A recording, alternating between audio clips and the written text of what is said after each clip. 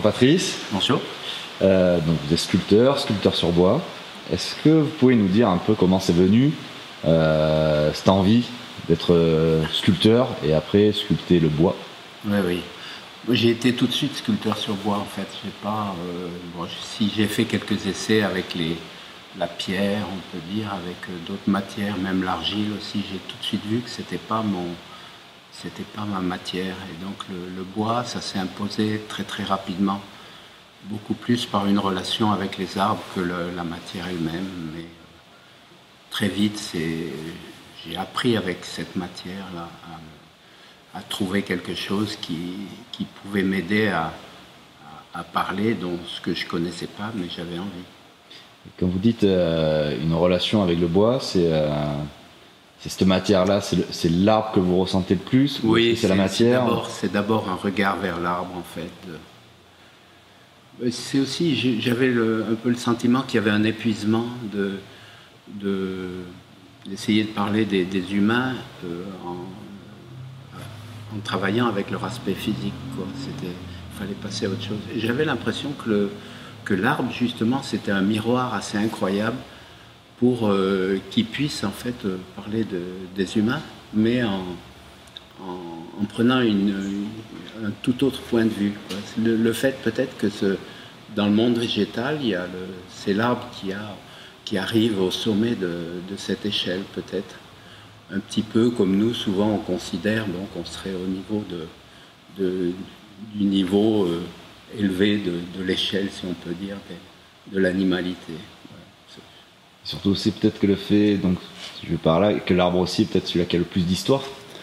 Alors il a une histoire plus ancienne que nous, ça c'est certain, et il a réussi vraiment à créer sa place, enfin dans sa diversité, sur la terre, là, à se protéger un peu de tout et à exister. En fait, il y a un parcours qui nous ressemble. Encore une fois, il y a quelque chose qui nous ressemble parce qu'il est, il vit avec le soleil, il vit avec l'eau, il se nourrit d'éléments un peu comme nous. Bon, il a une stature beaucoup plus figée sur place, mais il y a beaucoup de choses qui nous... Il a une sexualité, il a une façon de se reproduire, il a une vie saisonnière, il a en fait beaucoup de choses qui marquent son existence, qui moi me touchent profondément et me laissent dire en fait qu'il nous est très proche en fait. Enfin, moi je me sens très proche. Donc du coup, à chaque fois que vous sculptez à partir d'un tronc, en fait, chaque tronc, du coup, vous ressentez des choses différentes et c'est ça qui va vous guider ou Voilà, chaque tronc, exactement, c'est exactement ça. C'est chaque tronc, je trouve, j'aime bien commencer avec des vieux arbres déjà, c'est-à-dire un bois qui a vécu et qui marque la vie de l'arbre qu'il a été. Et à partir de là, en le respectant, je trouve, en général, je suis attiré par sa matière qui est très belle. Et à l'intérieur de ça, j'essaye de me glisser, de raconter des choses dont j'ai envie, de prendre place et puis de le transformer un petit peu à son insu, mais avec lui aussi, de transformer en autre chose qui se rapproche un petit peu de moi, mais il reste lui-même en même temps. Voilà, il y a une convivialité en fait, c'est un échange. C'est pour ça que je ne vais pas briser les fibres complètement, je ne vais pas le transformer en totalité.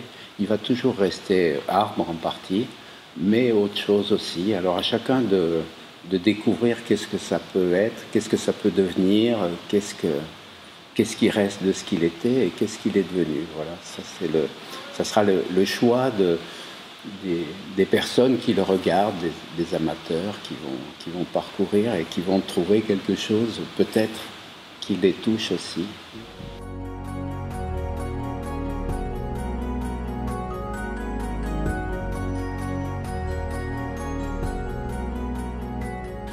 Et d'un point de vue général sur votre façon de voir l'art, la sculpture, la peinture ou l'art en général, actuellement, quelle est votre vision de là où on en est La vision actuelle, elle est très très compliquée parce que toutes les tendances existent en même temps. Toutes les tendances existent et elles ont toutes en fait un intérêt, que ce soit l'art le plus contemporain, quelque chose de plus classique où les artistes continuent leur parcours très personnel, un petit peu comme le mien, que je trouve assez personnel. Bon, je ne suis pas de courant particulier en fait.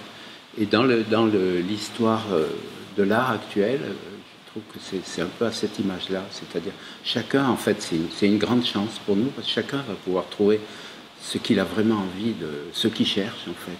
Donc, je crois que pour ça, il faut être ouvert à tout. Et puis, aller vers les arts et pas décréter des familles qui soient correctes, d'autres qui soient insupportables et tout ça. Pour moi, il n'y a pas d'enjeu de ce côté-là. L'art, c'est vraiment quelque chose à découvrir et il faut se laisser surprendre.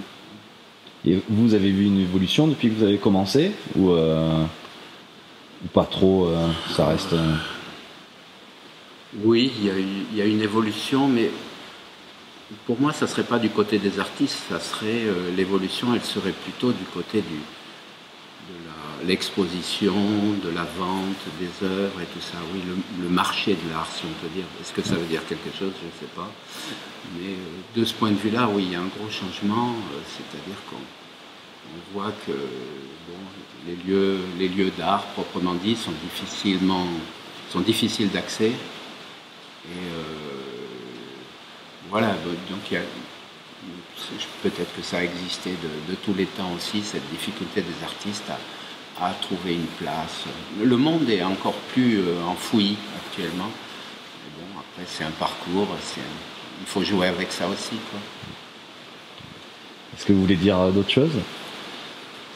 Ouais, moi, je suis déjà très content d'être là, dans ce fond la Bégor, parce que c'est un artiste que je respecte, plus que respecté, même que j'admire en fait, et je trouve son parcours très très beau, très intéressant, et la force de son travail, c'est aussi ce qui m'a amené à venir ici, parce que voilà, pour moi c'est une chance de pouvoir côtoyer des artistes comme ça, c'est un très grand plaisir, et je remercie Sophie, sa fille, de m'inviter là, c'est aussi un très grand plaisir. Merci beaucoup. Merci à vous.